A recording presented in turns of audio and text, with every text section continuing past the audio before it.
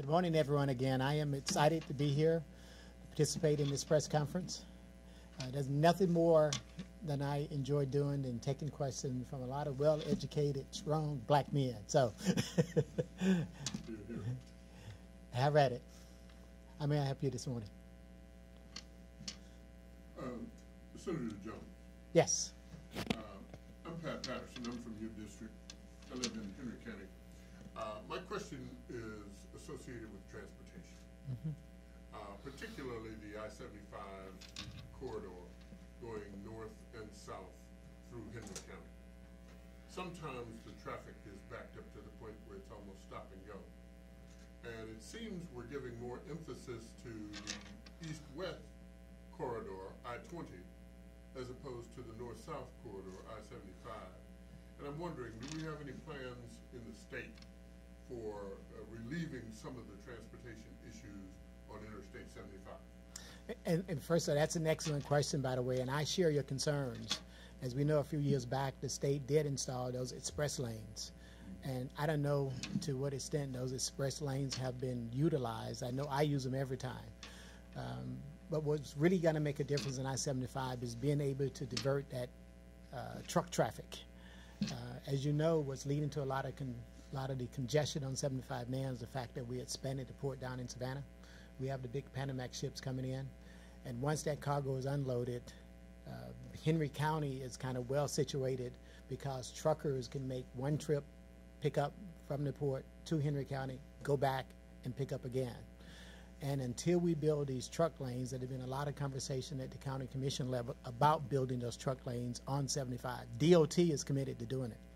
And essentially that truck lane would be create a bypass around Henry County and give them access to 675 rather than, and that would relieve a whole lot of the suggestion. So that's the plan from the state. In the past, we haven't gotten good cooperation from the county commissioners. A lot of that has changed, and these county commissioners now, thanks to the leadership of Chair Harrell, is on board with those changes. So that's going to happen. It's in the works. That's the state solution to solving the congestion problems on Interstate 75 is by installing these truck lanes. I will also share with you that I just got appointed to the MARTOC committee, and having grown up in Atlanta, I'm very interested in MARTA extending their ability to pick up customers. We have some traffic and some bus, no rail, some bus from Greta, and essentially Greta and MARTOC and the ATL board that the governor formed about 3 or 4 years ago, there's a plan to have those feed into central locations so that we can move people around this city much better than we've done before. And that's critical. We got to move our goods and services. We got to move people around. And unfortunately, as Henry County and other areas have continued to grow, the need and demand for our roads have continued to grow as well. Thank you. You're welcome. Yes. Hi, Senator Jones, Martin Raxton, Alpharetta Smyrna Alumni Chapter. Martin. One of the bills that we have this year is Senate Bill 35, which is Kappa emphasized revenue sharing with the Department of Revenue. And we would love to see this bill make it to crossover to allow us to utilize funds for nonprofits and to go to our Southeast Education Leadership Foundation.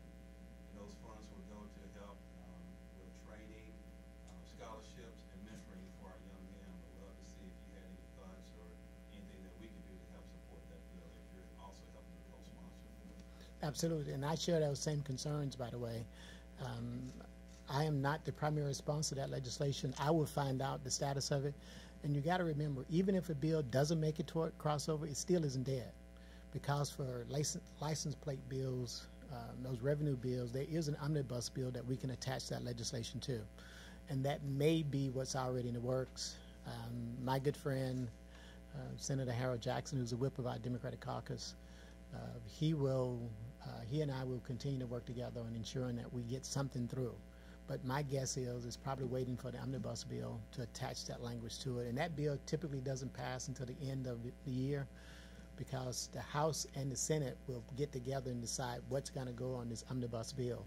It's typically a House bill, and when it crosses over from the House to the Senate, we amend that bill and add in the items that we want, and then both sides agree prior to Sunday dine at the end of the session. Last year, by the way, I did a renaming. I don't know if you all know this, but there's a portion of Highway 155 in McDonough that was named in honor of Miss Joanne Compton. That tennis center over in Henry County. Joanne is a fixture in the community. And she taught my kids how to play tennis, by the way. She tried to teach me, I never learned. But I've been on several teams with her husband as well. And I couldn't think of a better honor than to rename and rededicate portions of 155 as it goes past Richard Craig Park over there. Nobody ever named that park after our former mayor. Should have been Joanne Compton Park. But there's a building in that park that we're going to put her name on as well. So those are the kind of things. And though I don't represent that area, my colleague who shares Henry County with me, Republican Brian Strickland, allowed me to rename that portion, and he had to sign off on it, and he did. And that's a good effort, a good example of all of us kind of working together on things that we do really for the betterment of the community. I know we hear a lot of talk about partisanship up here, but no one talks about on the good things that we work together on, and that's a good example, which is why I bring it up. Sure. Good morning, Senator Jones. Good morning. Bobby. I rise this morning, brother, about numerous voter suppressive efforts, bills that were passed under the guise of voter integrity, protecting voter integrity.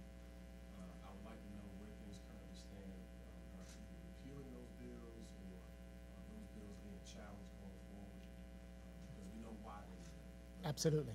Just want to know what is being done at this point to fight those bills that have already been passed. Which is an excellent question, by the way. We all know 202 that the Republicans passed over Democratic objections, by the way. Not a single Democrat voted for any of those bills. I started in this legislature 19 years ago. And from the whole entire time I've been here, we've gradually seen these voter suppression bills come through, and they keep nipping at the edges. 202 was an effort, was a grand effort to provide more oversight from the Secretary of State's office into our business. We all remember the stories, even though they were not authenticated, by the way, with Fulton County and some of the things that was going on over there in the voting election board at Fulton County, all found not to be true. But you got to remember, the opposing side will get examples of certain situations and blow them up and repeat it over and over again to the media to give us the impression that something nefarious is going on when in fact it really isn't. And they use that to push through their agenda. We have fought back and will continue to fight back against all of these bills. Unfortunately, we don't have the numbers up here to fight them. We do have a strategy. And I will also share with you that I was interviewed recently by a group up in Cobb County who's challenging the redistricting for the school board up in Cobb County. And why did they interview me? Because I've been one of the ones who's always spoke out about the Republicans' efforts in packing, stacking, and cracking open our districts or stacking people of color into certain districts. That's a well speech that I gave many, many times, and it's kind of ingrained in my head. We have to and will continue to push back. Our numbers from the time that I was down here, from a low water mark about 14, 15 in the Senate, we called ourselves the Fighting 15. Of course, we have 23 members now. You can see how Democrats have gained more seats. But if you look at the current census, there was well over 1 million new residents that moved to Georgia. Of those million, the majority of them were people of color. But because certain districts continue to be gerrymandered, and I hate to use this term, but in this most recent redistricting last year on the based off the 2020 census numbers, the one district that was gerrymandered more than any of the others in the Senate now was the 17th. That's Brian Strickland's district. Why is that? Because Henry County had, on the last presidential election, had the largest increase of any county in the nation in terms of percent vote over recent presidential elections. The number 2 county in the nation was Rockdale.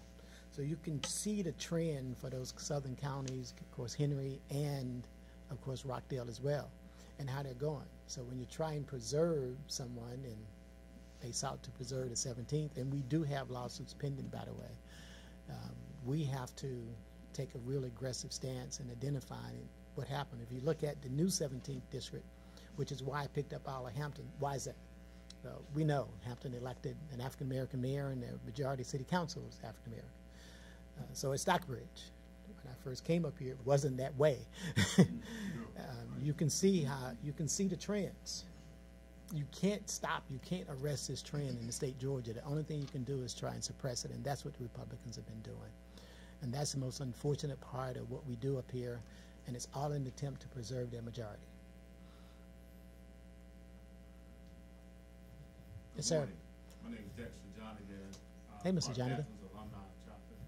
I come to you to ask a question about affordable housing. By profession, I'm a mortgage home originator. Sure. And right now, there's a serious issue about the lack of affordable housing. I know some municipalities have tried to address it. I know City of Atlanta Mayor, he's tried to address it in certain areas of Atlanta, but on a state level, has there been any talk, maybe about limiting the number of, rentals? Because that seems to be the problem in a lot of cases when you have corporations that are purchasing these houses. Normally they will purchase them and then sell them, but they're purchasing them and keeping them on the books as an asset and continue to use those as revenue generating assets. While you got people that can't afford to live in an apartment, and then they can't afford to rent a home, so a lot of them, they're just being driven out to wherever. So have there been any talks of addressing that on a state level?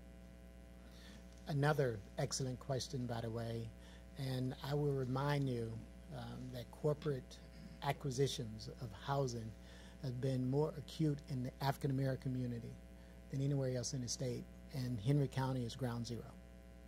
Look it up for yourself. I've had several conversations with the mayor. I've even been interviewed by the AJC on this particular topic, by the way, and I have struggled to come up with a solution at the state level or something that I can introduce. On the one hand, you got the free markets out there. On the other hand, you have Wall Street and their wealth coming in, taking advantage of the lower prices in our communities, and then once they do that, they tend to inflate those prices, and as you so eloquently stated, people in our community get dislocated and they move further and further out. I don't know what we can do. I am certainly open for any suggestions on what we can do at the state level. I know it's important in my conversation with some of the mayors in my district and commissioners, by the way, that they increase their standards when it comes to permitting. That's one thing that they can do. But these investors find a way to get around it as well. And there is legislation up here to deal with rent control. I don't think it's going to go anywhere, not in this present climate as it pertains to the party in power. The state is not in the business of building houses. We collect your tax money and we distribute it all over the state to cities and counties and townships, and then when properties are being built, they're the ones who permit those housing projects to be built. I can also tell you that in conversations with the mayor of Atlanta, that he will remind you that he's worked really, really well with this present administration up here, and that's important because that's where it starts. You've got to have the support of the mayors and the state providing those resources, and that's what we do. But the local level has to identify what resources they need. We, through Department of Community Affairs, we provide rental assistance, other vouchers, and that's all money that the state collects that comes through the federal government to provide for those services. One of the certainly most perplexing issues that I'm dealing with, and certainly the biggest complaint that I've had, good brother, is what do we do? So please help me on that one. if there's a suggestion somewhere, and trust me, I've been racking my brain, by the way, I would certainly try to take that idea and put it into legislation. But again, it's the state dealing with a local issue, because that's where the housing and the permitting has occurred, down at the local issues, and there's only so much that we can do. And it's hard to tell a homeowner, you can't sell your property to this particular entity just because they're corporate owned and not an individual. I don't know how to create that divide, how to create that opportunity. Because on the one hand, you got to respect the rights of the homeowner. On the other hand, you got to look at the needs of the community as well, and which one outweighs the other. That question you raised has certainly been the most perplexing issue for me the time that I've been up here, and the time that I started looking into this issue. And it's not just a Henry County issue. DeKalb County is, if it's not ground zero plus one, it's really, really close. There's a whole lot of that that's going on. And I will remind everybody that you know, I own about 20 rental properties in Henry and DeKalb and a couple of other counties around. So I'm intimately familiar with the struggles that tenants and, of course, homeowners have to deal with, particularly in this challenging housing market. So please help me. I don't have a good answer for that, but that's the best that I can do, and I apologize for not having something a lot more definitive, by the way.